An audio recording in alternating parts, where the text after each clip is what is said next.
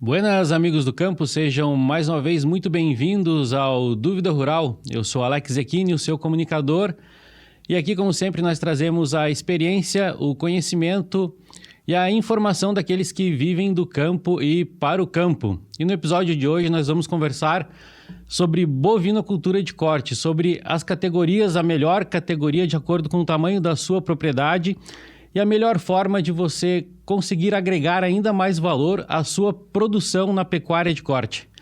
Então, se esse assunto é do seu interesse, fique aqui com a gente. Este é o Dúvida Rural, o seu canal de respostas do meio rural.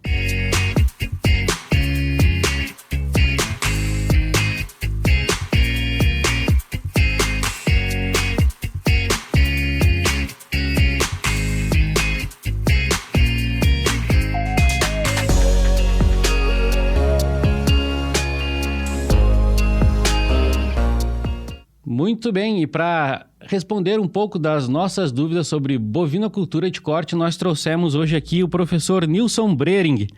Ele que tem mais de 40 anos de experiência em bovinocultura de corte, tem formação em zootecnia, mestrado e doutorado em ciência animal, é professor titular da Universidade do Estado de Santa Catarina desde 1995 e atua nas áreas de produção animal, administração rural, melhoramento, estatística e bioestatística. Professor Nilson Brering, seja muito bem-vindo ao Dúvida Rural.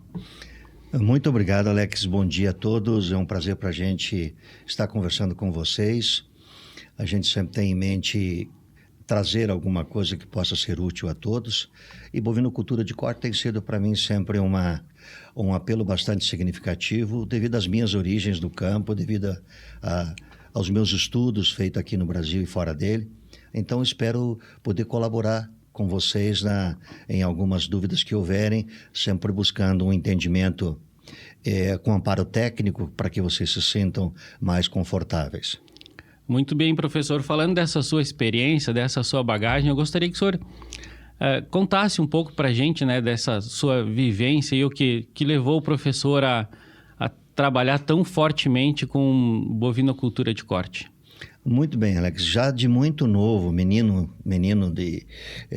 aí dos 10, 12 anos, eu comecei já a ir para o campo. E senti que no campo havia uma proximidade natural, né? A genética da gente em relação ao apelo que o campo tem, né? Aquela vida da fazenda rural, aquela vida do leite de madrugada, né? Do queijo. Do Camargo? Do Camargo, dos afazeres, né? Da fazenda. Né? Aquele preparo para ir para o campo, né? O sal nos tentos, né? Então, todo esse preparo vai formando a gente.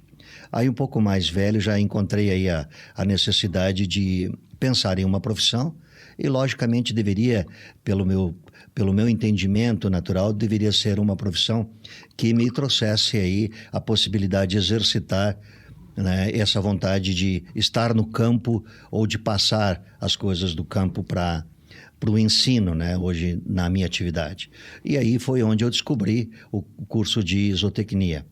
Um pouquinho diferente da veterinária, um pouquinho diferente da agronomia, a zootecnia é um curso de formação especificamente na área de produção animal. E aí a gente, logicamente, cada acadêmico vai desenhando o seu próprio perfil técnico para o futuro. E eu, desde o início da faculdade, eu tive lá em Santa Maria bolsas de trabalho junto ao departamento de bovinocultura de corte, o que me foi fortalecendo cada vez mais o meu gosto pessoal pela pecuária de corte, pelos entendimentos como os criatórios são desenvolvidos, como o trabalho é feito a campo, que objetivos dentro dessa pecuária deveríamos buscar. Aí, diante do término do meu curso, eu fui convidado a fazer uma pós-graduação em Portugal na área de gado de corte, e lá fiquei 1 ano e 8 meses. Terminando este pós-graduação, eu vi a oportunidade de começar a trabalhar no Canadá. E me desloquei para o Canadá, onde morei 11 anos, e lá no Canadá eu tive a chance de fazer mestrado em manejo nutricional de gado de corte, e também na sequência, mais 4 anos de estudos, eu fiz o doutorado na área de melhoramento genético aplicado à pecuária de corte. Então, mais ou menos, eu segui do campo para o mundo acadêmico e concluindo, né, meus estudos no exterior, por uma casualidade da vida, talvez alguns não entendam que seja uma casualidade, exatamente no ano que eu estava concluindo a minha tese de doutorado, aposentaram 2 professores na UDESC. Um deles era o titular da cadeira de bovinocultura de corte e o outro era o titular da disciplina de melhoramento animal.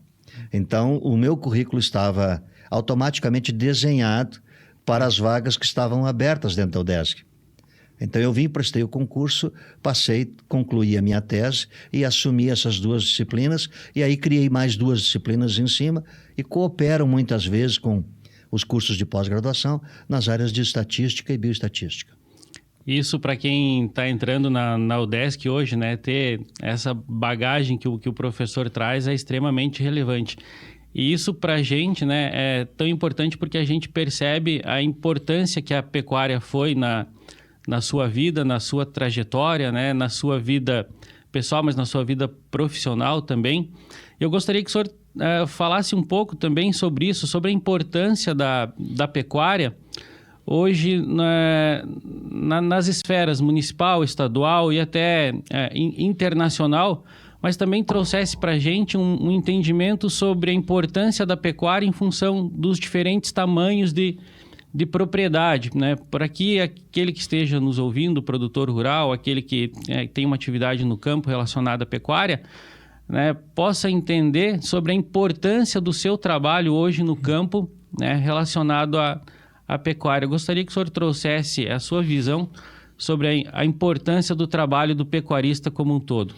Muito bem, Alex. Nós temos aí um dos grandes negócios do Brasil é a pecuária de corte. E ele já remota os anos dos descobrimentos, né? Remota aí uma relação do homem com o campo, com a carne, bastante significativo. Nós temos hoje um rebanho acima de 220 milhões como país. Então, nós temos mais gado bovino do que temos pessoas no país. Nosso rebanho é o maior rebanho comercial do mundo. Nós temos um outro rebanho, o da Índia, que é numericamente um pouquinho maior que o brasileiro, mas não tem fins comerciais como o nosso tem. E nós temos uma taxa de crescimento, Alex, na bovinocultura de corte, acima de 2 milhões de crescimento numérico sobre a nossa pecuária anual. E indicam os estudos aí avançados que essa pecuária deve crescer nesse ritmo de 2 a 3 milhões de cabeça a ano, pelo menos nos próximos 15 a 20 anos. Então, nós vamos liderar sempre a pecuária mundial. É uma atividade bastante produtiva hoje, né, na realidade Brasil, e bastante competitiva. Para você ter uma ideia, o segundo grande competidor com a pecuária brasileira é o rebanho norte-americano. Certo? O rebanho norte-americano é o segundo maior país em exportação de carne mundial, não numericamente, mas como exportador. O Brasil, a carne que produz, consome 70% dela no próprio mercado doméstico. Isso é outra característica muito importante, porque nós produzimos para um mercado que já tem segurança. Tá? E os restantes 30% da produção total de carne, ele é comercializado para 157 países. Nós temos um único parceiro comercial que compra mais de 50% da nossa carne, que é a China. E a China tem um consumo médio, para que vocês tenham ideia, de 7 quilos por chinês ano. Então, eles têm um consumo muito pequeno, embora baixo. Uma enorme população. Então, qualquer aquecimento no consumo chinês de carne gera um grande movimento. Gera um grande movimento na pecuária de corte. Para vocês entenderem também em relação ao PIB brasileiro, 23% do PIB dentro do agronegócio representa a pecuária de corte, tanto no mercado doméstico quanto no mercado internacional. Tá? Nós temos uma carência ainda muito grande para vencer o mercado internacional, principalmente os mercados mais pagadores, que são os mercados que compram carcaças de novilhos precoces, aí até 2 dentes ou menos de 24 meses. Então ainda há bastante espaço para aumentar o volume de exportação. Esse 30% não é um valor fixo de exportação, ele é um valor que pode ser modificado consoante a necessidade internacional. E nós ainda temos a exportação de gado vivo, né? Como, por exemplo, o gado que vai para a Turquia, né? Então, isso também gera um grande volume, tem gerado um grande volume nas exportações, né? Tem gerado um grande volume e há uma promessa maior ainda, né? Hoje há uma promessa porque os países entendem, assim como nós também entendemos dentro dos nossos objetivos de produção, que todo movimento pecuário, ele carece de custo, principalmente custo alimentação. E muitas vezes nos países onde os animais são confinados para terminar e atender os mercados locais, o custo de produção pode se tornar um pouco menor do que o que é terminado aqui, muito pouco provavelmente. Eu vou dizer por quê. Porque nós temos a maior relação de oferta forrageira do planeta. Nenhum país no mundo produz tanto pasto quanto o Brasil produz. Para que o amigo espectador tenha noção, o nosso boi por quilo custa 70% a menos do que o boi americano. Só que nós matamos esse boi com a idade um pouco mais avançada, acima de 36 meses. 95% do novilho brasileiro é abatido com idade superior a 36 meses. E o novilho americano inferior a 20 meses, 95%. Só que o novilho americano é terminado em regimes intensivos de produção, ou seja, à base de muito grão. Então, o custo por quilo de boi colocado dentro do confinamento aumenta muito e isso diminui a competição. O mercado americano é bastante consumidor, né? O cidadão americano ele come em torno de 42 a 43 quilos de carne ano. Nós comemos em torno de 37 a 38. Santa Catarina, na média, come um pouquinho mais, muito em função do efeito litoral, do efeito praia, né? A partir de novembro, a gente sente os frigoríficos trabalhando um pouco mais ativamente no sentido de fornecer este volume maior de carne ao mercado do litoral. Mas nós temos consistentemente 37 a 38 quilos de carne por brasileiro e em torno de 40 a 41 quilos de carne por catarinense. É um volume bastante significativo. Bastante significativo. E, professor, como é que o produtor, nas suas diferentes formas de trabalhar, nas suas diferentes estruturas, como é que o produtor se encaixa nessa cadeia aí, tendo, né, essas diferenças que nós sabemos que existem, tem a pequena, a média, a grande propriedade, e que, de forma geral, trabalham com pecuária, né, e precisam colocar o seu produto no mercado. Como é que o senhor vê a participação desses diferentes tipos de produtores, digamos assim, né, com as suas diferentes estruturas? Como é que eles se encaixam nessa cadeia produtiva? Muito bem, Alex. Eu acho que aqui o primeiro ponto a ser abordado no teu questionamento é nós debatermos com o produtor, aquele que nos ouve, da seguinte maneira: nós temos que fazê-lo pensar que negócio ele está trabalhando. Porque muitas vezes eu saio a campo e converso com os pecuaristas e não consigo observar neles uma definição clara de que negócio eles administram. Que objetivo a propriedade tem? Exatamente. Qual é o objetivo da propriedade? Então, muito facilmente, eu encontro propriedades sem um horizonte definido, sem objetivos claros de trabalho. Eu muitas vezes vejo inúmeras categorias de animais. Eu vejo o boi quase saindo para um frigorífico, eu vejo a vaca velha sem um terneiro no pé, eu vejo a novilha que não sei se será reposição ou não, eu vejo um número pequeno de terneiros. Então, eu vejo praticamente todas as categorias, independentemente do tamanho da propriedade. Numa mesma propriedade. Numa mesma propriedade. Sem definição de qual é o tipo de produção que ele realmente trabalha, que realmente traz, bota dinheiro no bolso, digamos assim. Exatamente. Se esse produtor tivesse a seguinte argumentação: eu tenho a terra, então sou um investidor imobiliário. Eu comprei a terra para não deixar dinheiro no banco. Isso me dá uma garantia? Sem sombra de dúvida que dá. Como tenho a terra, eu coloco alguns animais em cima dessa terra. Eu posso pensar que esses animais são poupança. Um dinheiro que estava rendendo a 0,5% ao mês num banco passou a render um pouco mais. Também se pode pensar assim. Mas não é desse o produtor que nós gostaríamos de falar. Nós gostaríamos de falar de um produtor que, independentemente do tamanho, tem uma visão mais profissionalizada. Um produtor que entenda como tem que começar sua atividade, como conduzir sua atividade e que mercado a atividade dele tenta buscar. Isso é importante que ele tenha definição. Cada vez mais se pense na profissionalização desta atividade. Ela tem que deixar de ser extrativista para ser uma atividade dirigida Uma atividade cuja a influência técnica humana e em cooperação com o produtor no campo seja algo estreito em seu relacionamento. Para poder cada vez mais a gente vencer os negócios que precisamos vencer. Amigo, você entenda, Santa Catarina produz 40% do que consome. Então nós temos um mercado esperando 60% de complementação para atingir um próprio mercado local. Nós compramos carne de outros estados porque não vencemos a entregar para o mercado o que produzimos, o que deveríamos produzir no todo. E você pode estar contestando muitas vezes aonde estão as políticas de Estado, aonde estão os impostos que limitam muitas vezes a construção de uma malha de produção mais significativa. Sem dúvida nenhuma que você e eu teríamos que mexer cada vez mais, sensibilizando os nossos governantes na direção do que fizeram com a suinocultura, do que fizeram com a avicultura, manter políticas de Estado que realmente levem na direção de uma construção mais sólida dessa cadeia produtiva chamada pecuária de corte. Que possam intensificar ainda mais, sem dúvida. Proporcionar com que o produtor possa intensificar essa produção na sua propriedade, mas dando subsídios.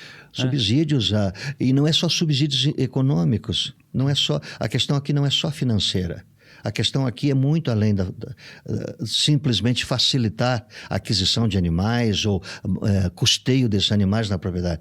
É inteligência no campo.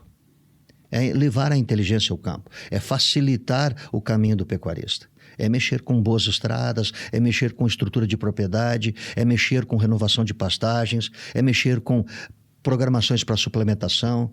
Por exemplo, na nossa concepção de pecuarista, nós entendemos que toda a propriedade poderia ter uma mini fábrica de ração.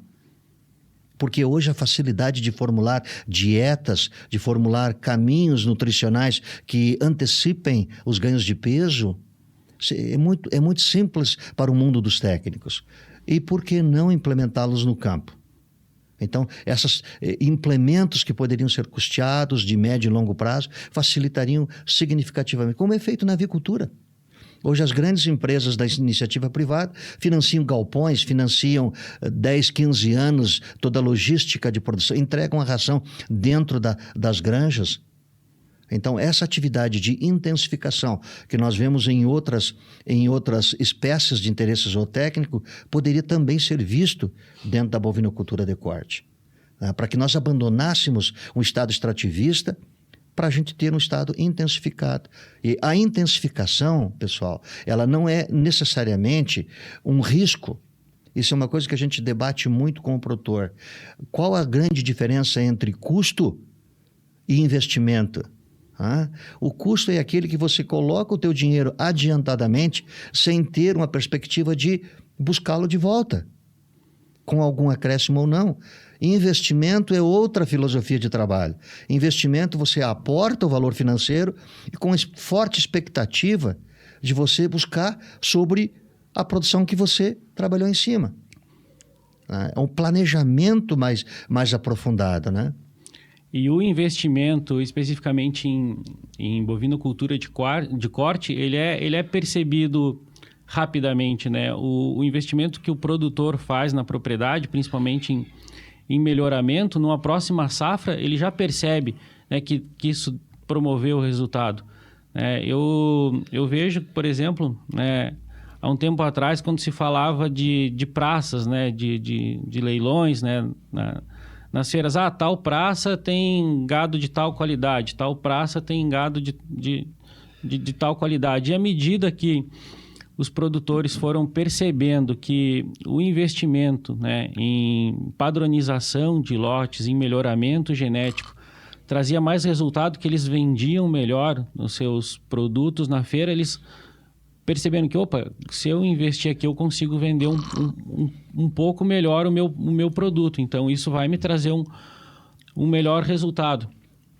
E eu lembro que, né, tratando muito disso aqui na região de Capão Alto, né, na época que eu fazia parte da Associação dos Produtores Rurais ali, nós elaboramos um projeto, né, junto com a EPAGRE, financiado pelo SC Rural, e nós implementamos ali um centro de reprodução animal, no intuito de promover esse melhoramento genético de facilitar o acesso a doses de sêmen, facilitar o acesso a raças que promoveriam um alto ganho de peso, que promoveriam esse melhoramento. Então, a gente percebeu que depois que isso foi implementado, gerou-se essa percepção pelo lado do produtor que, realmente isso está fazendo diferença. E, de forma geral, a praça mudou de contexto, A evolução foi extremamente significativa, Passou-se a ter lotes mais padronizados e hoje a gente vê que, de forma geral, as praças elas se desenvolveram muito de um tempo para cá, apresentando produtos de muito boa qualidade e tendo esse investimento por parte do produtor sendo muito bem remunerado. Eu gostaria que, com base nisso, professor, o senhor falasse como é que tem sido a sua percepção sobre como os produtores têm tratado dessa forma de investimento, como eles têm trazido isso hoje para a sua realidade. O produtor tem se atentado a padronizar, a investir em melhoramento, ele tem primeiro olhado para a sua propriedade e visto, a minha propriedade ela tem essas características, eu preciso mirar para esse... Perfeito. Como é que o senhor tem visto essa questão de investimento, de horizonte, de trazer essas melhorias para a propriedade? Eu, a princípio, digo a você, Alex, eu acho que todo investimento em genética tem uma forte tendência a responder. Agora, a genética por si só, ela não é a solução do problema como um todo. Eu vou te dar um exemplo para que o produtor nos siga a linha de raciocínio. Eu fui comprador de terneiro por muitos anos. Hoje a nossa atividade já não está mais aqui na região, já está lá para o norte.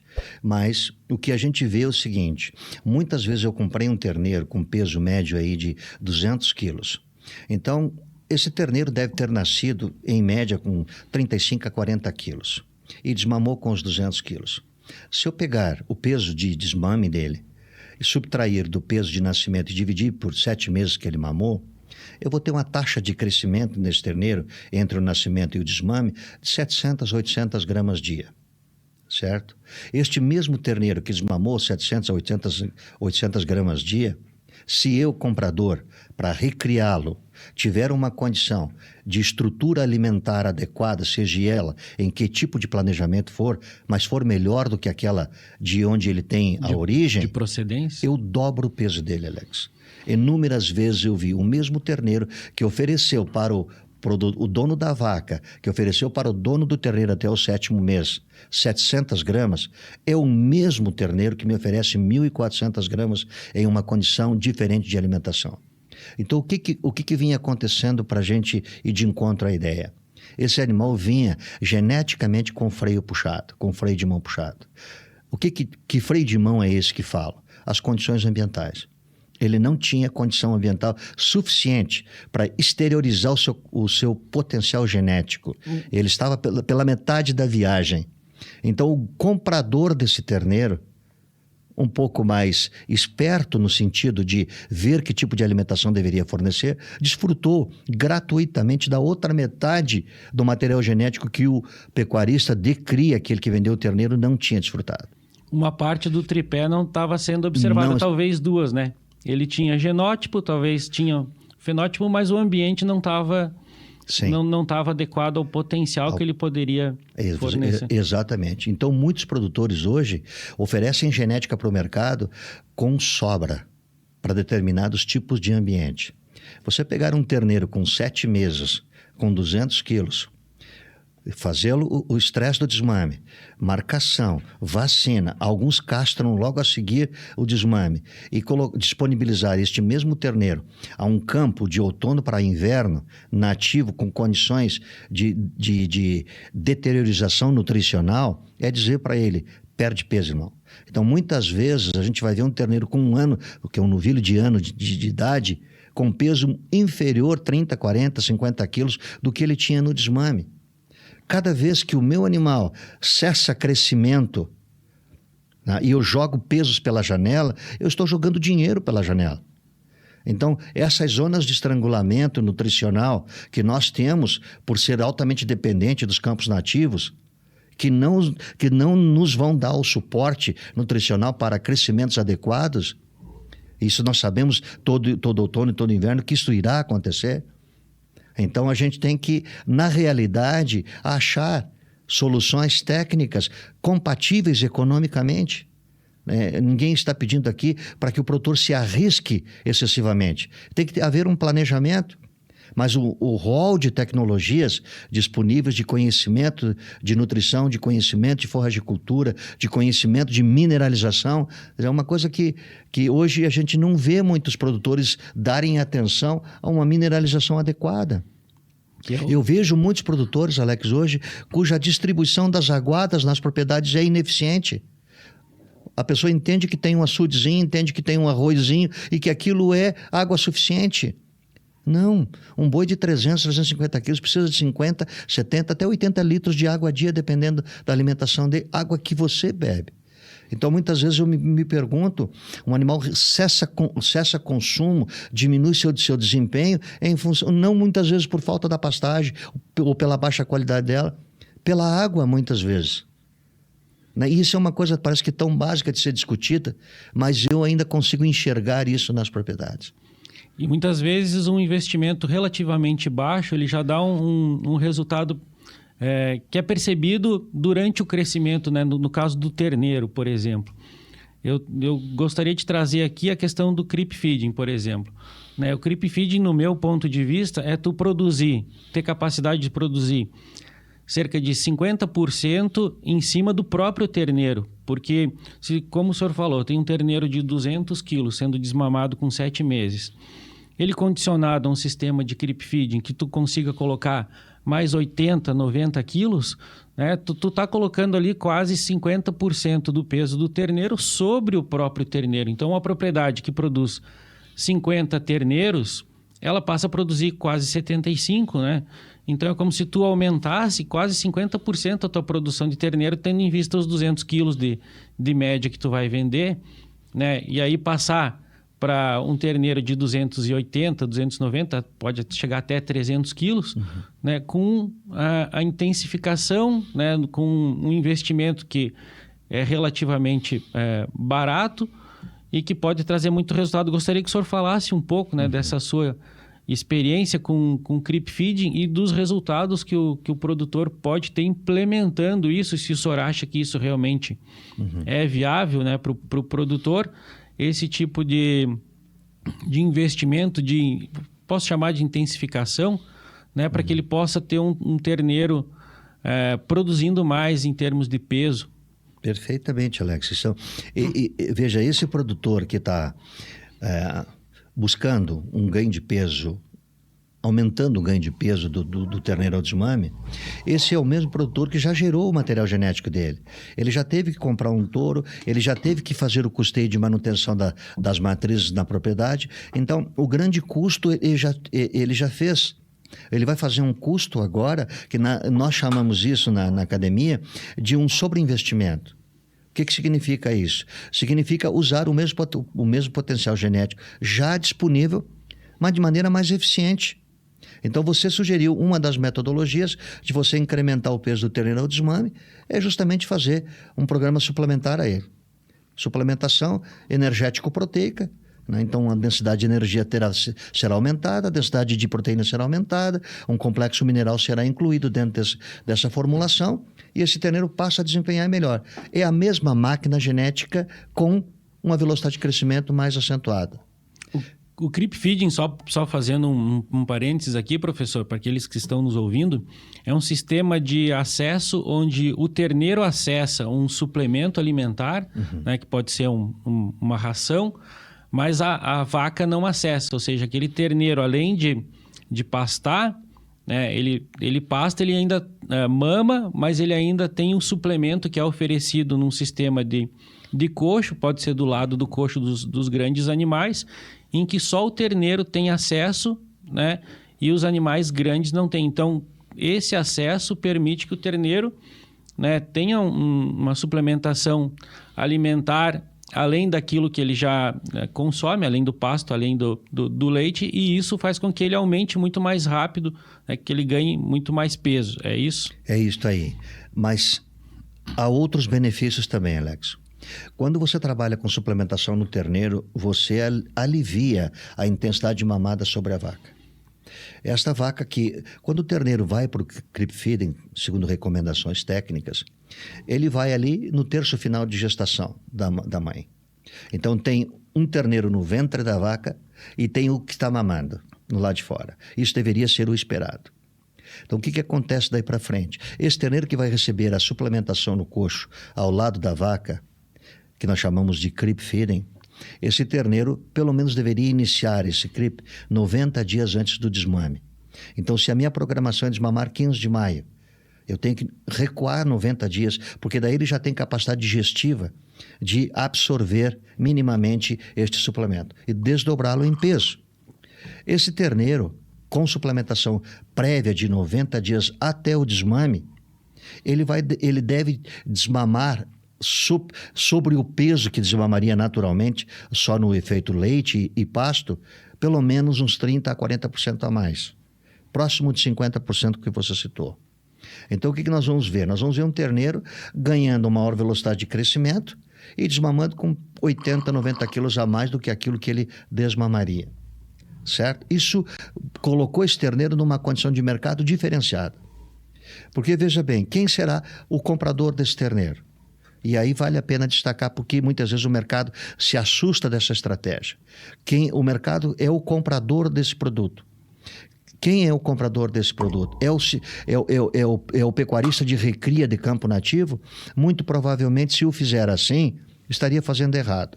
Por quê? Vai perder... Ele vai perder o acréscimo que o pecuarista da cria fez. Ele vai atrasar, né, aquele embalo, digamos assim. O terneiro já vem embalado, o terneiro já vem numa condição de que é dali para frente, né? Se tu retroceder, colocar ele de novo no campo nativo, tu vai perder tempo, vai perder dinheiro, o terneiro vai perder peso e aí provavelmente para esse produtor, esse produto não seja mais recomendado, né? Não seria mais recomendado. O que a gente observa muitas vezes? Que o Santa Catarina é um estado extremamente privilegiado, porque nós temos a pecuária de campo e nós temos a pecuária intensiva. Aqui no oeste catarinense, até mesmo no litoral, muitas vezes nós vemos produtores com terminação a pasto com suplementação, terminação em semi-confinamento e terminação em confinamento. Então, esse produtor é indiscutivelmente um pecuarista cujo terneiro suplementado é um grande negócio para ele. Porque a suplementação ensina o terneiro a ir no coxo, ensina o terneiro a modificar a sua composição microbiana de retículo e rumen. Então, a digestão de um alimento de confinamento, de uma alimentação de confinamento fica muito mais facilitada. O pecuarista não terá nenhuma dificuldade de ajustar esse terneiro de 280 a 300 quilos diante de uma nova dieta que é de coxo, no semi-confinamento ou no confinamento. Ele já está vindo embalado. Ele já está vindo embalado. Só vai dar sequência àquilo que o terneiro já sabe, né? Exato. E esse é o sabe novilho... para o coxo. Perfeitamente. Esse é o novilho precoce. Esse é o novilho que com 500, 550 quilos nós vamos matar próximo de 2 anos de idade. Então, o que acontece isso? Gira muito mais, intensifica muito mais. Agora, se esse terneiro for para o campo nativo, os 80 quilos de benefício que houve no pré-desmama serão diluídos no pós-desmama, no primeiro momento da recria que pega o outono e inverno. Então, ele não é desenhado para o mais comum dos pecuaristas.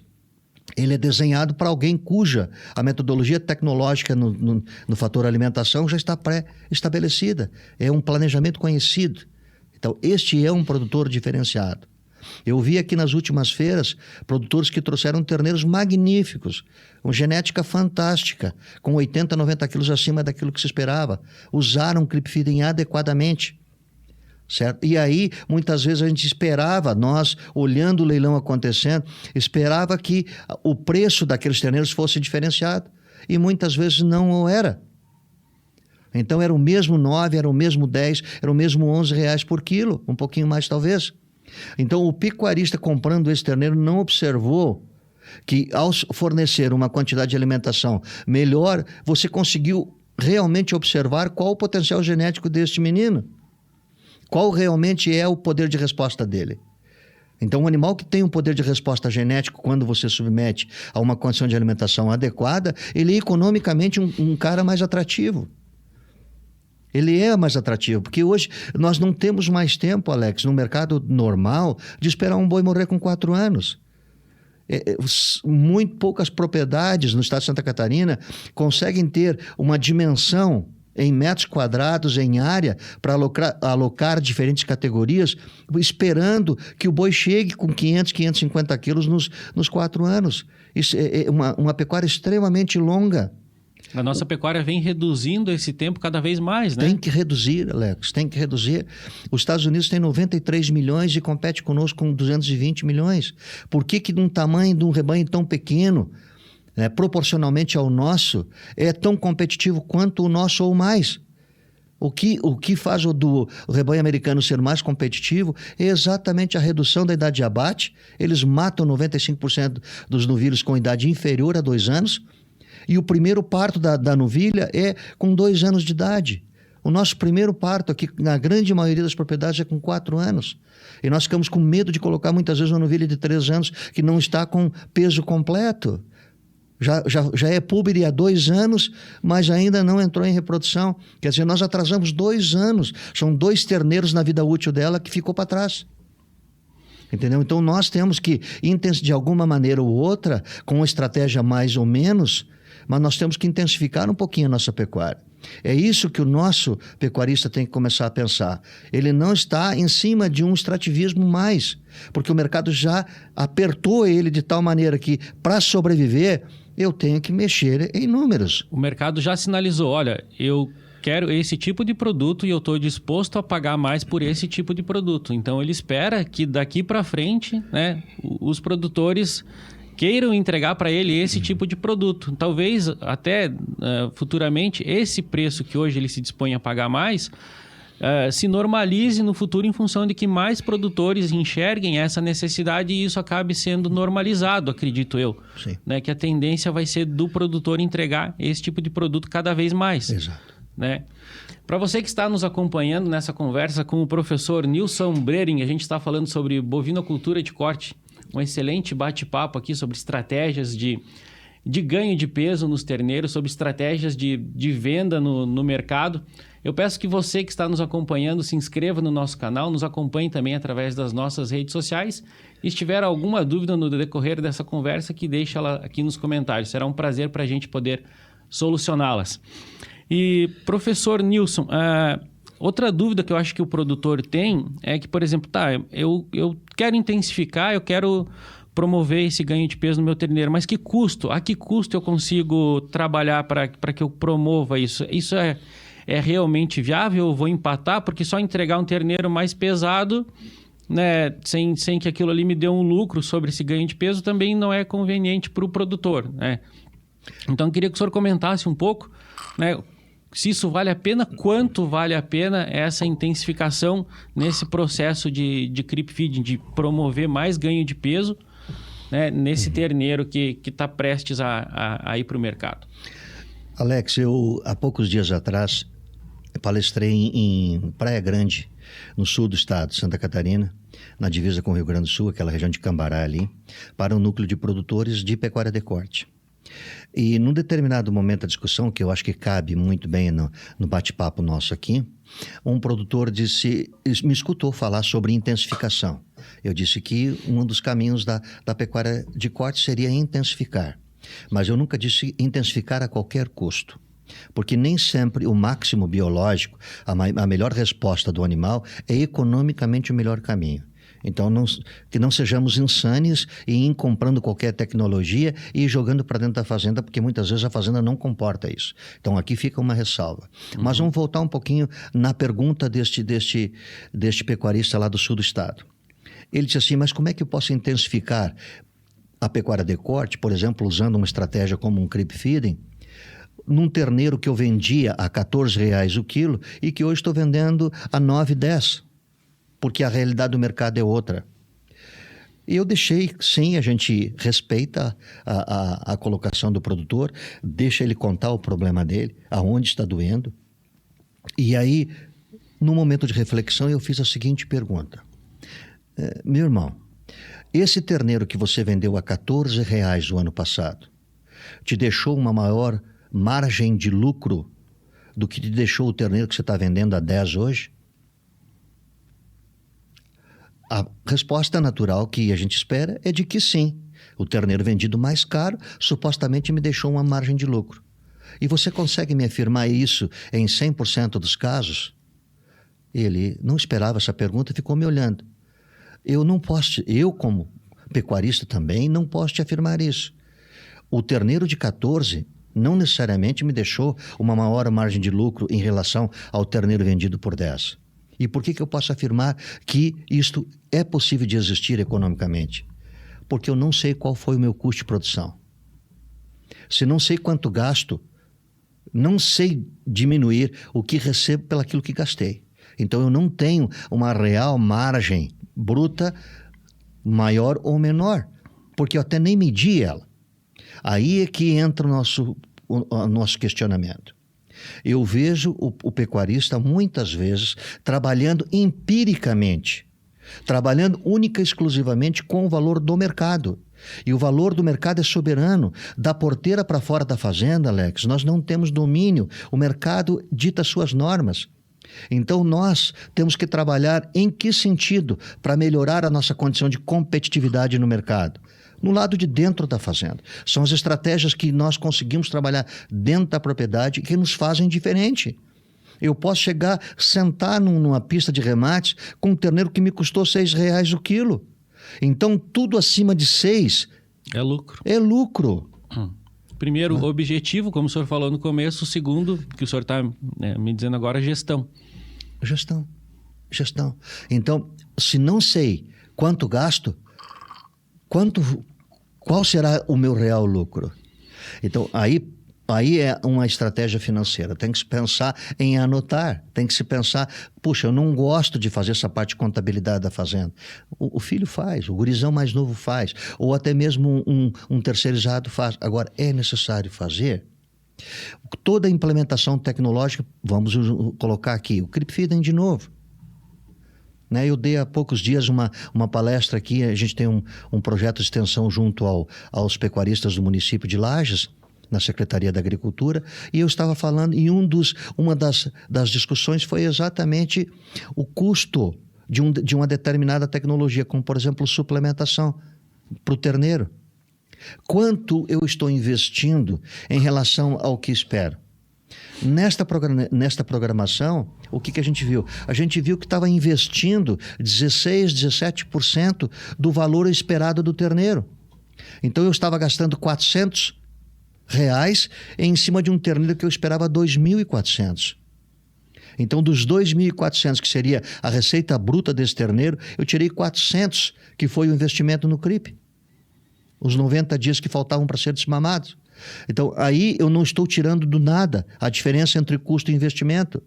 Eu tinha uma perspectiva de mercado de 2.400. E aí, o que eu fiz? Eu antecipei de outro recurso do meu bolso os R$400. O problema, muitas vezes, Alex, é que o nosso pecuarista, pela ausência do planejamento, e não estou condenando, isso é assim, por ausência do planejamento, ele não está preparado para este investimento inicial. Como ele trabalha muito medrosamente em relação aos custos, ele coloca o pé no freio. E colocando o pé no freio, ele não vê investimento. E não vindo investimento, ele não consegue ver retorno. Então, ele se limita a trabalhar em uma movimentação mais extensiva. É o que a natureza me der. Ponto. Mas vamos ver o que a natureza te dá. Em muita propriedade, eu entro para vir fazer visita e o que eu observo da porteira da propriedade para dentro? Uma diminuição gradativa na área pastoril da propriedade, mesmo em regime extensivo de produção. Então, mesmo aquelas propriedades cujo campo nativo é a principal fonte de alimentação, ela está severamente reduzida. Ou é por vassoura, ou é por carquejo, ou é por caraguatá, é por afloramento de rocha, é por banhado. Então, aquela metragem de metros quadrados que mostra na escritura da propriedade, ela representa muito pouco para a atividade economicamente pensada. Eu quero saber da propriedade qual a área pastoril dela, qual a capacidade de manutenção animal com ganho de peso em cima. A eficiência da propriedade está atrelada a isso. Não só isso, mas também é isso. Também é isso. Também é isso.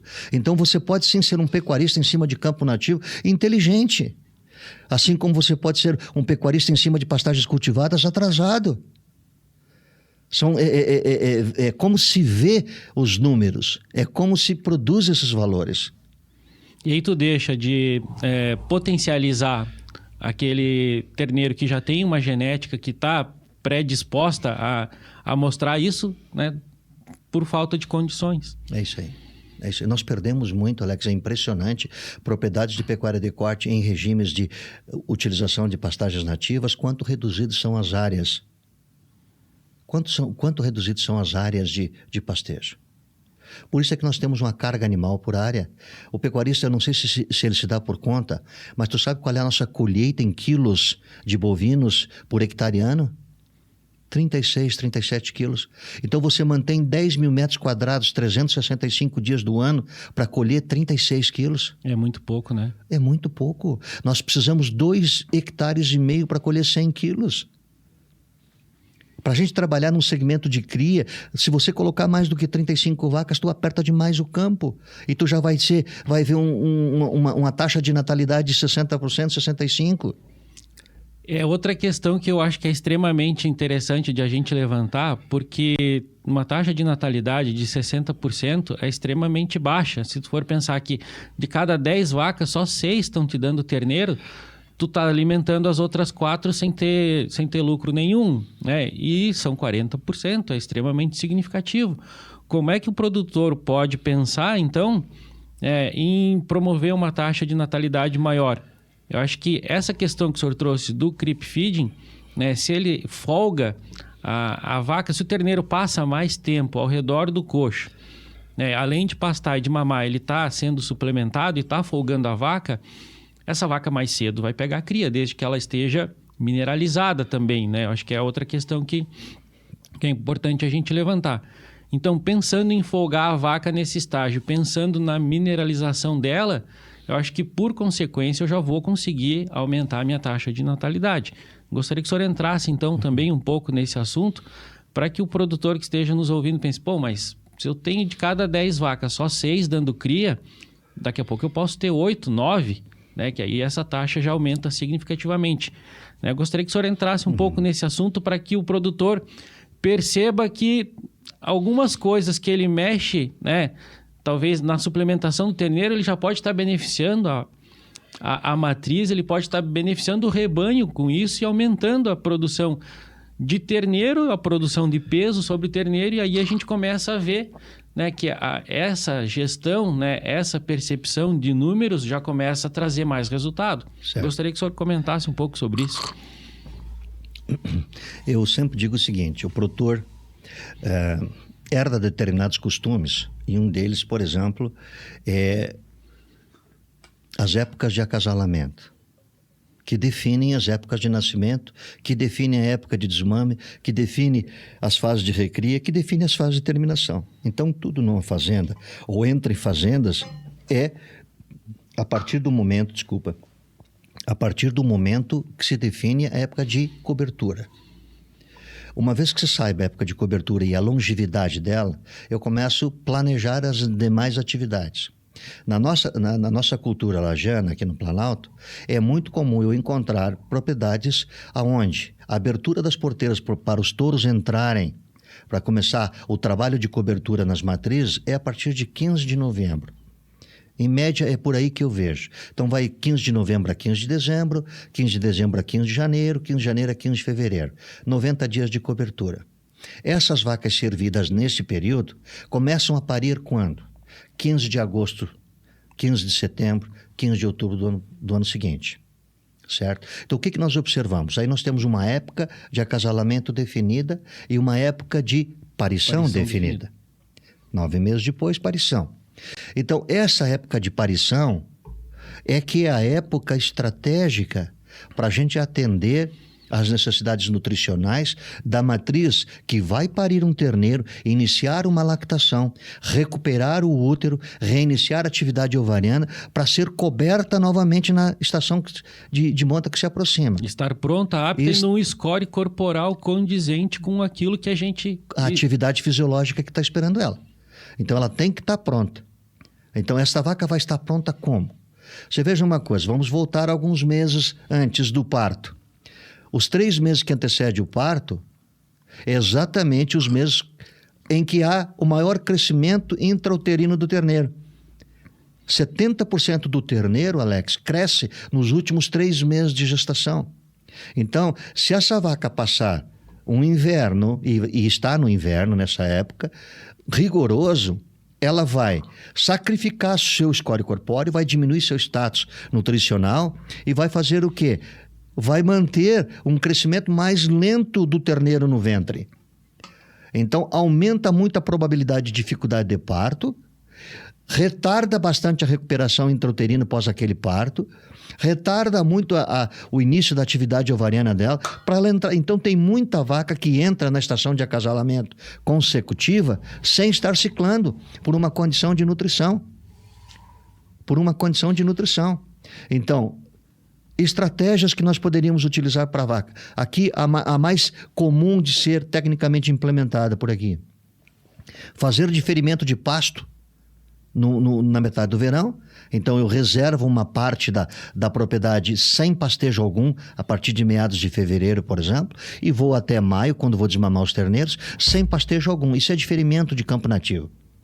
Essa estratégia associada à suplementação organo-mineral, que nós chamamos de sal proteinado, pode ser uma estratégia de manutenção do peso corpóreo.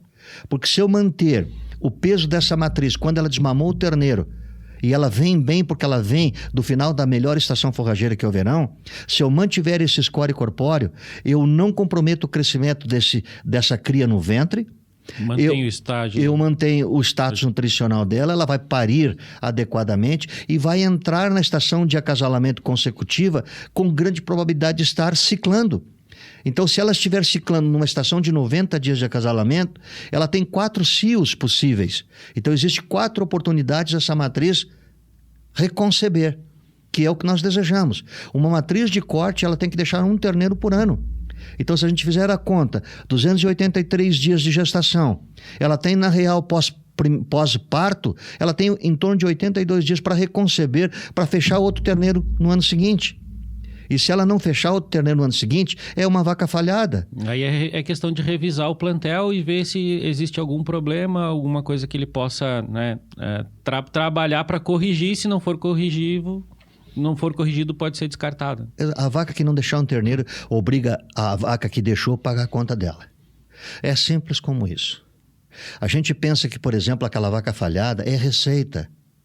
A gente diz, não, se eu perguntar em muita propriedade, qual é a receita que tu faz no segmento de cria? Eu vendo o terneiro, tudo os terneirinhos, eu vendo os terneiros. Então eu faço receita do terneiro. Excedente de terneiro você não vende porque os índices reprodutivos são tão baixos que tu não tem sobra de terneira. A grande maioria das terneiras tu tem que segurar para fazer reposição da vacada falhada lá na frente. Então tu tem que segurar a terneira, recriar essa terneira, levar até os 36 meses em média para torná-la novilha virgem de cobertura, número 1, primeira estação de monta da vida dela. Para ela parir com 4 anos o primeiro terneiro. Certo? Então, quando você tem uma vaca falhada e você pensa que engordando essa vaca falhada e vendendo para o mercado, você faz dinheiro junto com a receita dos terneiros, isso não é verdadeiro. Porque a conta de manutenção da terneira, fêmeazinha, no desmame, até a recria, quando ela emprenha, quando ela é gesta, quando ela desmama um terneiro para começar a trazer recursos financeiros para a propriedade, é o valor da vaca falhada. Então, a vaca falhada, na real... Ela está te dando prejuízo. Ela está, no mínimo, amortizando o custo da reposição da novilha. Tem muita gente que, por falta de reposição, mantém a vaca falhada. Então, ele acumula o desastre. Ele não vai ter o terneiro e ainda tem mais o custo da manutenção de mais um ano de uma matriz que não vai deixar o terneiro. Sabe? Então, são esses os números da gestão reprodutiva aqui que reflete economicamente que o produtor tem que estar atento.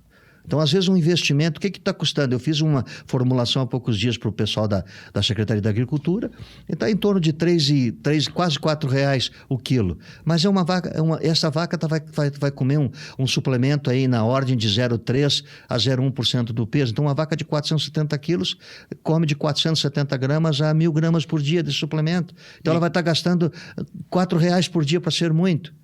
E convertendo 0,2, 0,3, não. Do consumo dela. Ele vai fazer manutenção. Não tem, esse tipo de suplementação não tem objetivo de ganho de peso. O objetivo é aumentar a microflora ruminal e fazer com que esta microflora seja mais ativa e desdobre essa palhada mais grosseira, que faça a manutenção do peso.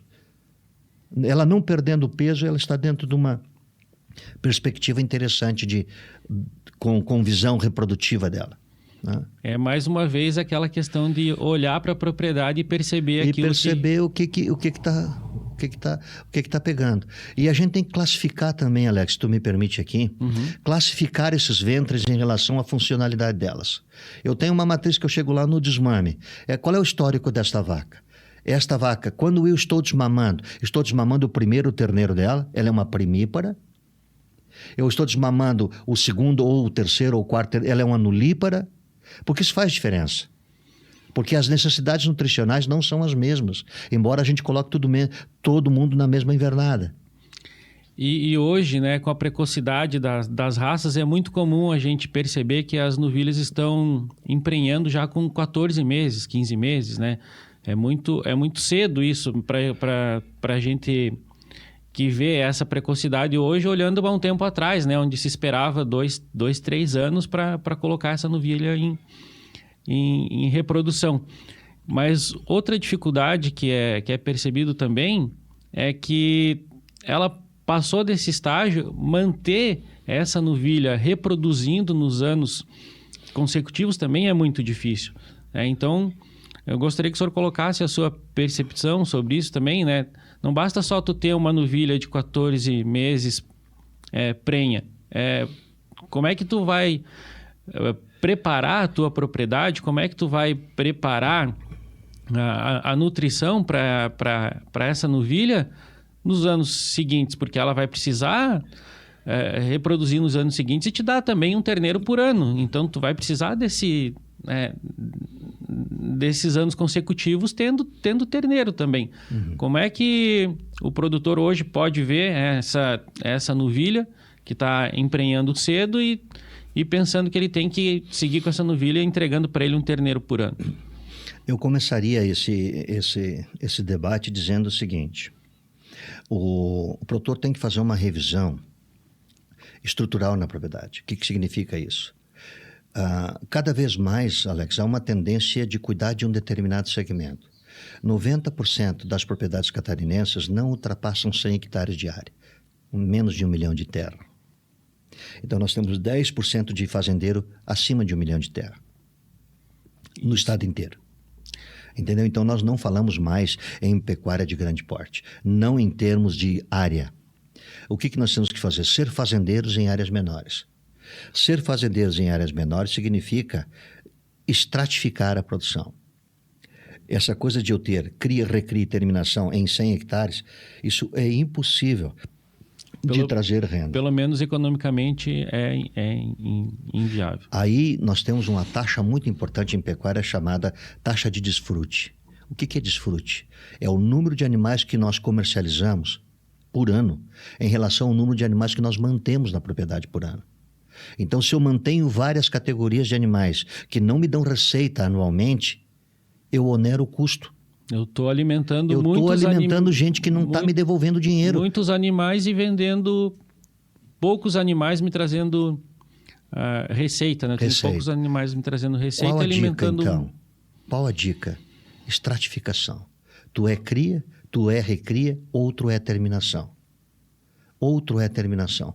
Quando eu posso fazer, por exemplo, cria e recria? Quando eu tenho uma estrutura de propriedade que me permita fazer dentro de um planejamento adequado.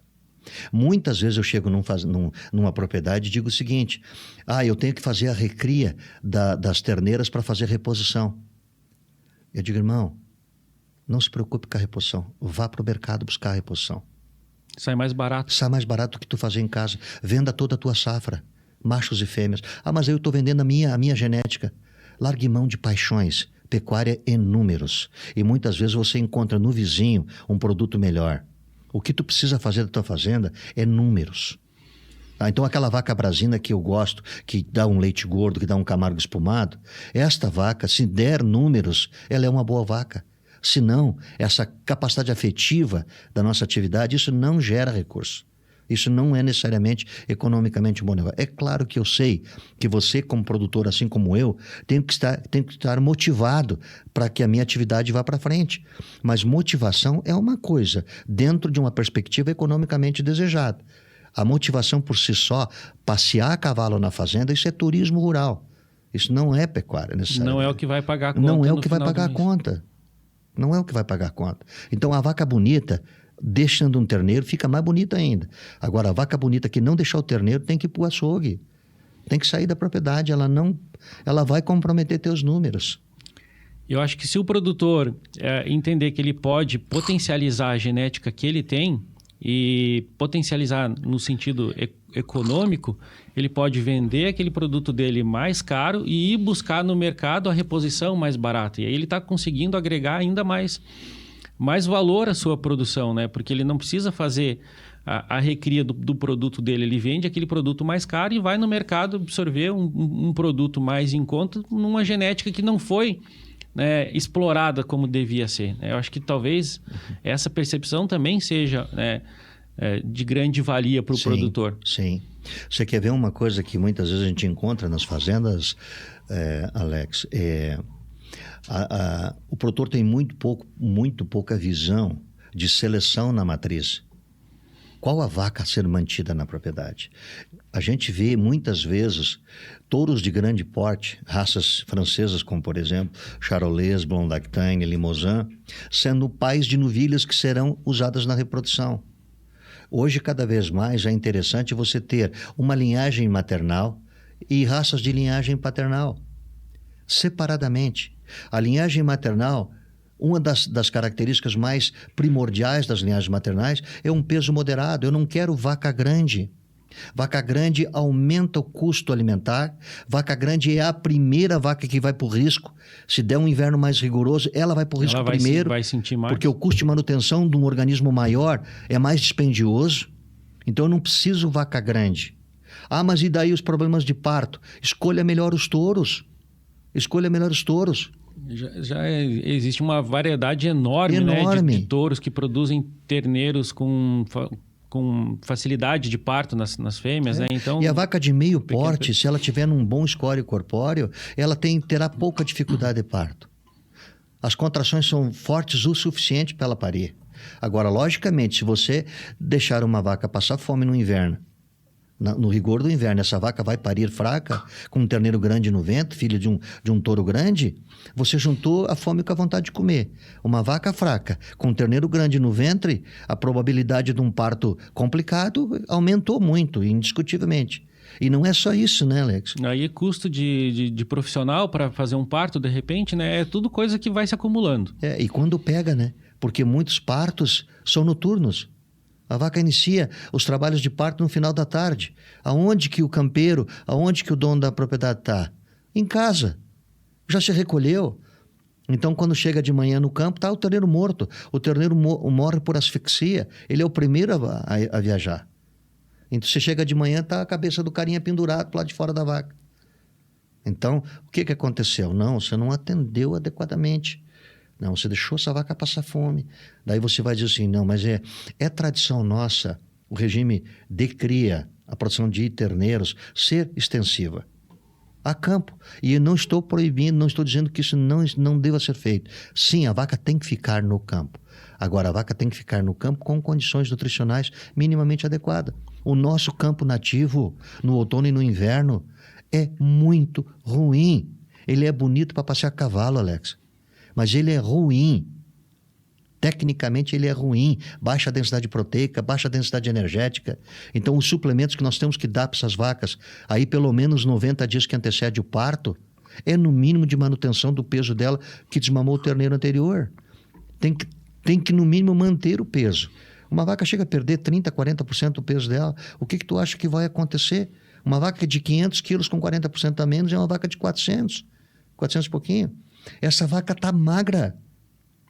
E ela tem que fazer a função de parto. É por isso que muitas vezes a gente não consegue, né, fazer um terneiro dentro do ano. Porque essa vaca não recupera até o momento de reconceber novamente. Muitas vezes a gente tem que manter, eu vejo fazendas que começaram com planejamento de um acasalamento de 90 dias, hoje estão em 120. E já escutei de produtor que ele nunca tira o touro. Por que ele não tira o touro? Porque a qualquer momento que a vaca tiver mostrando o cio, ele emprenha. Cara, isso gera uma total desorganização. Ah, mas eu não sou um produtor de ciclo completo, então eu não preciso me preocupar nas categorias de recria, nas categorias de terminação. Alguém irmão. O produto que você vai colocar no mercado vai ter que se inserir dentro do sistema de produção de quem está comprando de você. Então o mercado não funciona isolado. Eu sou uma propriedade dentro de um contexto geral. Então a minha propriedade tem que ser comercialmente ajustada à linha de produção. À linha de produção dos demais, porque senão eu não tenho os meus clientes. Então a gente tem que pensar meio de forma coletiva, ser eficiente dentro de casa, mas nunca tirar os olhos do mercado. Não adianta querer produzir várias categorias e produzir incipientemente cada uma delas e no contexto perguntar, mas qual é o objetivo da tua propriedade? É o objetivo que realmente é eficiente. De repente, né, partir para uma atividade só, né, uma categoria e fazer... É fazer o pouco e fazer bem feito. Fazer o pouco e fazer bem feito. Tá aí a chave. Fazer o pouco e fazer bem feito. Eu não posso, por exemplo, trabalhar com índices reprodutivos baixos, eu não posso trabalhar com ganho de peso baixo, nem na recria, nem na terminação. Uma coisa, Alex, se me permite, por exemplo, quem fala da recria, né? A recria biológica, recria aquela fase do pós do desmama até aproximadamente 400 quilos. Então, 200 quilos desmamei, até 400 quilos eu estou fazendo recria. Acima de 400 quilos estou fazendo terminação ou estou fazendo cria nas vacas. Certo? Então eu estou colocando 200 quilos entre o desmame até o final dessa recria. Esses 200 quilos, pessoal, muitas vezes é obtido em 2 a 3 anos. Então nós temos sistemas de recria aqui que ultrapassam 20 meses, 22, 23, 24, 2 anos de recria, sendo que nós estamos na melhor fase biológica de resposta do animal. Isso é um crime. Você vê que uma novilha que tem uma capacidade de 1.200, 1.300, 1.500 gramas por dia está te entregando 360, 400 gramas. Entendeu? Então é subutilizar um produto que já está pronto na tua propriedade. Está pedindo para... Já está pedindo. É botar gasolina no cara errado. Uma Fórmula 1 com gasolina ruim. Não vai. Não vai. Professor, eu gostaria que tu falasse um pouco, né, sobre essas questões, né, de tempo, porque hoje o que é percebido é que a pecuária reduziu muito algumas etapas, né? A pecuária está cada vez mais precoce e essas etapas foram se diluindo, foram se perdendo ao longo dos anos, né? Então, muitas vezes hoje o que está saindo do desmame talvez já nem passe para recria, já entre num processo mais acelerado, né? Então eu gostaria que o senhor trouxesse essa sua percepção sobre essas etapas que se diluíram ao longo dos anos e que hoje a gente tem animais cada vez mais precoces indo para o abate. Qual é a sua percepção sobre isso?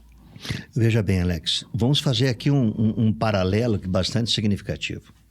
Se nós seguirmos os trâmites normais em regimes extensivos de produção, a gente vai ter uma vaca concebendo, gestando, parindo, desmamando, inicia a recria.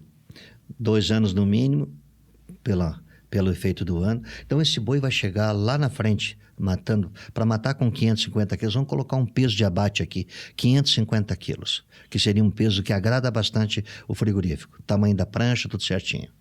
Esse boi de 550 quilos vai chegar com próximo dos 48 meses para ir para o frigorífico. Esse é um cenário comum. Agora vamos pensar num cenário... mais tradicional. O tradicional. Vamos pensar num cenário possível de ser feito. Otimizado. Tecnicamente digamos assim, o top de linha. Para a gente comparar os dois extremos e aí trabalhamos no meio deles. Qual o extremo? O extremo é você, por exemplo, fazer um trabalho em creep feeding num terneiro, desmamar com próximo de 300 quilos e com esse terneiro fazendo 12, 13 até 14 meses, os mesmos 550 quilos. Então o produtor pode estar dizendo, mas deixa eu ver se eu escutei certo. Você está me dizendo que você quer matar um novilho com 14 meses, vamos pôr 14 com meses mesmo aqui. Peso de, com o mesmo de peso de um de 48 meses? Exatamente isso. Eu quero matar um boi de 550 quilos com 14, 15 meses de idade. Com 25% do tempo que eu levaria para... Isso é possível tecnicamente, isso é possível e em algumas propriedades é praticado. Claro que isso é possível biologicamente. Muitas vezes você vai dizer para mim assim, isso é possível biologicamente, então nós temos comida, temos genética, nós temos manejo de alimentação, nós temos os pré-requisitos para esse boi sair com 15 meses com 550 quilos. Mas nós temos economicamente este ambiente, outro espaço. Outro espaço. Então vamos discutir economicamente.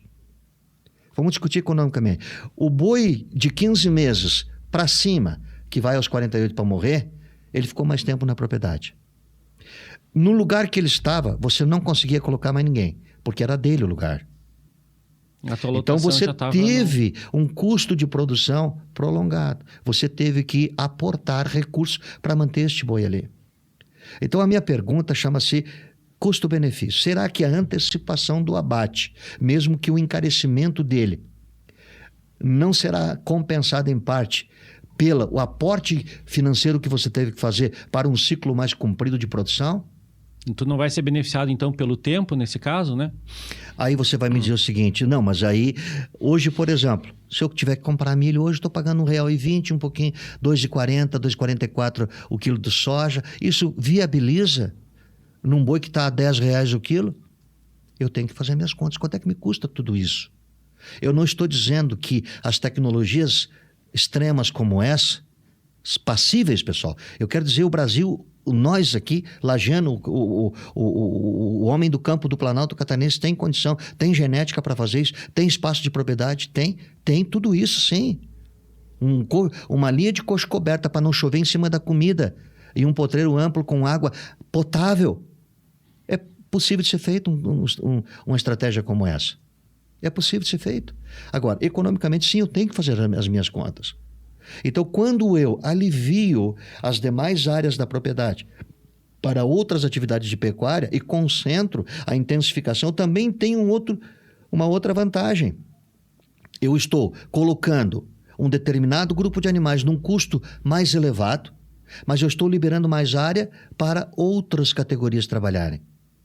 Então, não posso olhar, o nosso produtor, ele olha muito aquela estratégia em particular e desconsidera o todo. A visão de propriedade é um pouco mais globalizada.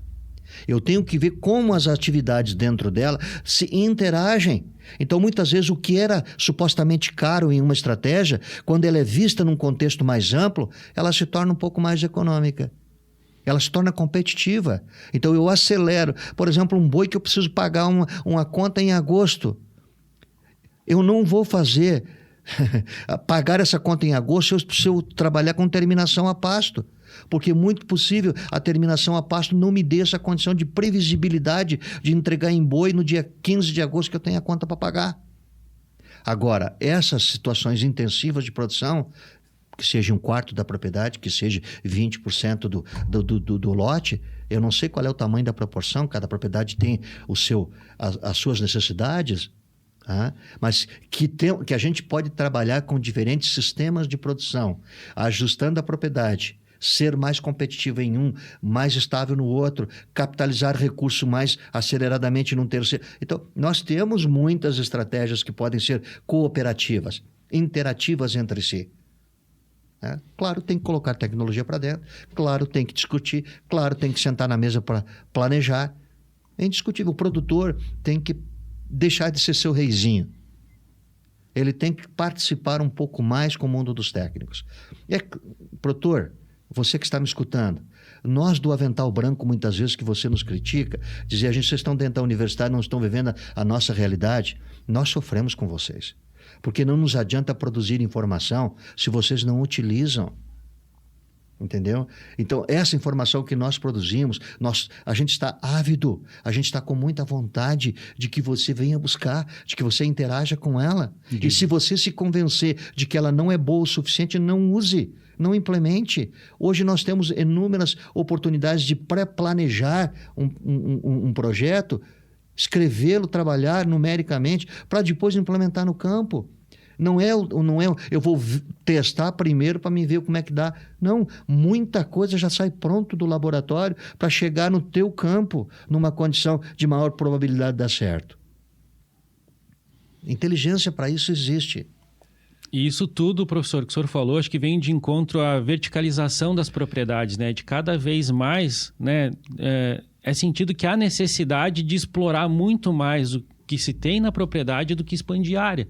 Né? Isso na agricultura, na pecuária, nas propriedades rurais como um todo. Então, as propriedades vêm diminuindo em área, né, consecutivamente, cada vez mais rápido. Uhum. Né? Então, acho que tudo que o senhor falou vem de encontro a essa verticalização que se busca, né, que é aproveitar o máximo, tirar o máximo da propriedade em função daquilo que ela pode oferecer, ao invés de pensar em grandes áreas. Às vezes o produtor pode produzir tão bem na sua área, sem que ele precise ampliar, sem que ele precise aumentar a área para isso. E uma coisa também importante em relação a essa verticalização da produção, ou seja, aumentar índices produtivos, quer eles na reprodução ou na produção, a gente tem que pensar também, Alex, que o produtor não pode criar falsas expectativas.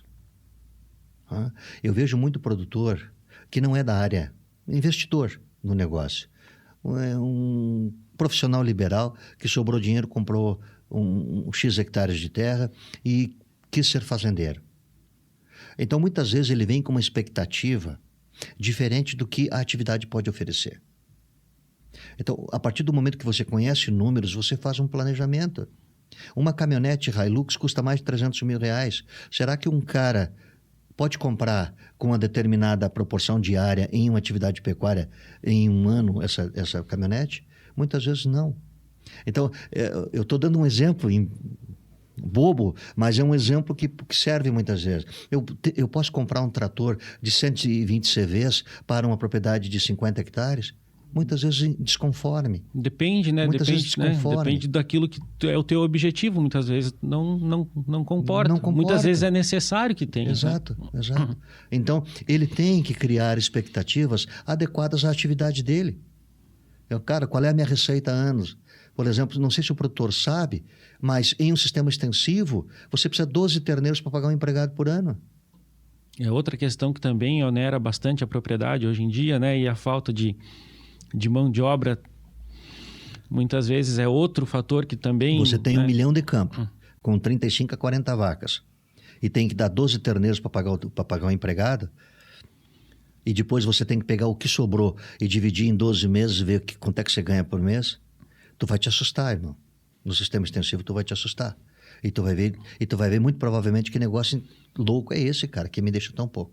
E aí pega uma taxa de natalidade extremamente baixa, um terneiro que não está dando o peso que tu gostaria que ele desse, e aí começa a juntar uma série de fatores que te obrigam a botar tudo na ponta do lápis cada vez mais. 60% de 40 vacas, quantos terneiros dá? Mais 12 que você tem que deixar para o empregado.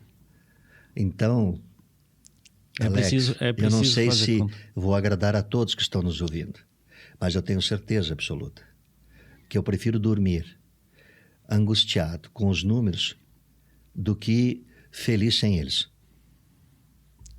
O engano a si próprio é muito mais prejudicial do que você conhecer a realidade. E quando tu conhece a realidade, tu começa a projetar melhor. Eu vou te dizer uma coisa, quer ver? Um outro exemplo. Esse terneiro, vamos partir do pressuposto que você tenha feito um creep feeding, ok? Esse terneiro deu 280 quilos. 300 quilos próximo disso. Você vai fazer uma pergunta natural. Eu continuo tendo a vaca, eu continuo tendo o touro. Mas eu tinha um terneiro que eu vendia por 200 quilos. E agora eu tenho um terneiro que eu estou com, ainda não vendi, mas estou com quase 300 quilos nele. Rapaz do céu, eu vou perguntar para aqueles malucos lá que sabem fazer umas contas de nutrição, qual o peso que eu preciso colocar e que tipo de comidinha eu podia fazer para levar, em vez de eu vender esse terneiro com 280 quilos, eu recriar e terminar esse terneiro na minha propriedade aqui num cantinho. Então, quando você começa a colocar tecnologia, você começa a ver outras perspectivas. Você começa a sair da sua mesmice de produção para começar a pensar em outras estratégias. Enxergar novos horizontes. E começa a gostar. Tu começa a gostar. Um terneiro de 200 quilos aos meus olhos é uma coisa. Um terneiro de quase 300, o mesmo terneiro, geneticamente falando, é outra, pessoal. Olhe um terneiro de 300 quilos e olhe um de 200. Os caras têm 100 quilos de diferença. Aos nossos olhos isso é muito peso. E que te custou 16 quilos para a produção daqueles 100, né? Como o senhor comentou, então isso brilha o olho. Isso brilha o olho. 300 quilos, para nós serranos, é um boi de 2 a 3 anos. E é extremamente possível. E aquilo ali é um terneiro de 7 meses, irmão. Com o mesmo peso de um boi de 3 anos. Então mudou aí a perspectiva. Se tu não fizer no primeiro ano que tu adotou essa metodologia, no segundo ano tu vai estar pensando, mas por que eu tenho que vender esse meu terneiro? Se eu posso agregar peso nele dentro de um custo e num período que me coloca num outro mercado. Em vez de eu ser o produtor do terneiro para o terminador, eu sou o produtor do terneiro para a terminação. Com mais 8 meses ali eu posso estar entregando esse boi. Eu tenho que me planejar para ver se tenho financeiramente fôlego para aguentar essa estratégia dentro de um planejamento. Tudo é planejamento, Alex, de novo. Objetivo, gestão, planejamento. Cara, eu tenho o foco, eu tenho o destino. Quais os caminhos para chegar nele? Né? Eu sempre brinco com os meninos lá da universidade. Sem foco, irmão, sem saber a realidade atual, você não constrói a realidade do futuro. Você não consegue ver a perspectiva de uma propriedade caso você não conheça a real dela hoje. Né? E hoje o produtor tem muita associação, porque ele senta na mesma mesa do técnico. E se esse técnico não for claro o suficiente para mostrar a ele quais os caminhos, pegue outro. Pegue outro. Ache o cara bom, porque eles existem no mercado. Hoje o volume de informação, olha que interessante a ideia de vocês de promover essa multiplicação de conhecimento, não só na minha área de gado e corte, em muitas áreas onde o agronegócio atua. Veja a facilidade, né? A informação hoje chega muito fácil, muito rápida. Perfeito. E com muita qualidade. Né? Tantos outros que você vão escutar por aqui. Que ótimo, que boa ideia. Parabenizo vocês a multiplicação dessa informação. Eu é que agradeço pela sua presença aqui. Para você que está nos acompanhando nesse papo com o professor Nilson Brehren sobre bovinocultura de corte, sobre tantas estratégias, né, sobre tanta informação para que você possa agregar ainda mais valor à sua produção, peço que, se você ainda não se inscreveu, que se inscreva no nosso canal, que nos acompanhe através das nossas redes sociais e se ficou alguma dúvida a respeito dessa nossa conversa, que deixe essas dúvidas nos comentários. Será um prazer para a gente, uma satisfação poder solucioná-las. Professor Nilson Brehren, eu gostaria que o senhor finalizasse esse nosso bate-papo com as suas conclusões, com as suas, com seus pontuamentos, né, com as suas considerações sobre o produtor que está nos ouvindo, como é que ele pode, né, melhorar a sua atividade, como é que ele pode agregar ainda mais valor ao seu produto, como é que ele pode trabalhar de forma cada vez mais rentável. O que ele pode fazer, né, no seu ponto de vista, apesar de que o senhor já pincelou muita coisa aqui, mas eu gostaria que o senhor deixasse aqui as suas considerações finais desse nosso bate-papo sobre bovino de corte. Muito bem. Então, eu gostaria de dizer para vocês que, antes de tudo, nós deveremos ser motivados por si próprio a trabalhar no negócio. Então, isso é intrínseco nosso. Eu muitas vezes tenho pessoas que são de outras atividades e que não vão aguentar as dificuldades da atividade da bovinocultura de corte, porque ela é um desafio todos os dias, mesmo com bom planejamento. Ela é um desafio todos os dias. Então, assim como tem os empresários de uma área A, tem os empresários da área da pecuária. É diferente o empresário da área da pecuária. Então, ele tem que se colocar com esse posicionamento. Ele tem que saber que ele é um diretor de um negócio com finalidades comerciais, com o mercado conhecido. Que produto quero vender? Como devo construir este produto? Em que tempo tenho que entregar no mercado? Qual o know-how que eu preciso? Qual a base de conhecimento a ser implementada? Que tecnologias eu tenho que estudar? Que tecnologias eu tenho que descobrir para tornar o meu negócio mais competitivo? Independentemente do tamanho que ele seja. Eu tenho que me colocar como um homem de negócio. Senão eu não vou construir esse perfil. E o mundo extrativista não serve mais para a gente. Porque nós temos mercado, pessoal. Eu sou muito otimista. Eu estou há 20 e tantos anos na universidade e amanhã estou pensando num projeto em pecuária de corte, depois da manhã. Então, há uma automotivação. Há uma vontade de cada vez ver melhor essa cadeia que chama-se produção da carne. Nós temos um estado maravilhoso para se produzir pecuária de corte. Porque nós temos um mercado extremamente consumidor, extremamente firme. Ah, sim, o frigorífico nos deixa com uma margem menor. Não, o frigorífico não te deixa com uma margem menor, eles competem entre eles. Nós temos que parar de passar o problema para frente. O problema muitas vezes está nas nossas mãos e nós temos que resolver dentro da nossa unidade de produção. O que eu, dentro da minha unidade de produção, posso fazer melhor?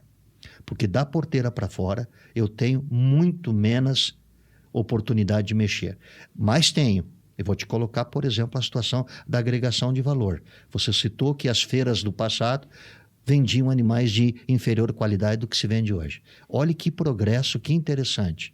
Há poucos dias eu ainda estava comentando com o pessoal lá de Capão Alto o abandono daquele projeto que vocês tinham em patrocinar touros ou sêmen para produtores para melhorar a genética do município. Cara, isso é um projeto que deveria ser mantido indiscutivelmente.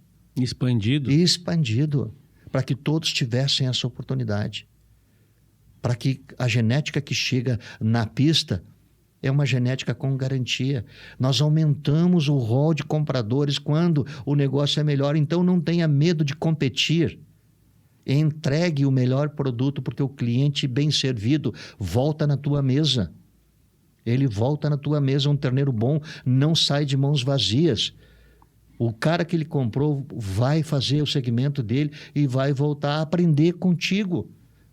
Que terneiro você tem, que genética você está entregando. Tendo um bom produto, o esforço de venda ele praticamente se dilui. Se dilui. Além do prazer pessoal, a facilidade comercial. Além do gosto de ver o que é bom, você também tem a remuneração melhor. Isso é fundamental. Não se assuste com os preços que o mercado pratica. Se assuste com os custos que você tem. Olhe mais se é custo, se é investimento. Olhe mais a capacidade de retorno do teu negócio. Em dimensão que ele for. O pequeno, o médio, o grande produtor. Acho que essas considerações cabem perfeitamente ao momento que a gente vive e deixam bem claro aonde o produtor pode chegar, aonde o mercado espera que ele chegue, né? Professor Nilson Brehren, mais uma vez, muito obrigado pela sua participação aqui. Foi um bate-papo extremamente gostoso, uma conversa muito boa de se ter e pecuária de corte é realmente um assunto que é muito motivador, é motivador para mim e é visto que a sua essência também traz essa motivação. Lhe agradeço mais uma vez por tanta informação, por tanto conhecimento, por tanta experiência. Muito obrigado mais uma vez. Eu é que agradeço, Alex, e deixo um grande abraço a todos e dizendo mais uma vez, te parabenizando e a toda a tua equipe pela montagem dessa ideia e dizer a você que a gente está sempre disponível, conte conosco, a Universidade está de braços abertos aí a vocês do programa e aos nossos ouvintes, né? que eles desfrutem desse conhecimento, participem conosco desta formação de uma pecuária mais agressiva, mais inteligente, mais competitiva. Muito bem. Muito obrigado. Muito obrigado também, professor. Para você que nos acompanhou, esse foi mais um bate-papo do nosso podcast do Dúvida Rural, o seu canal de respostas do meio rural.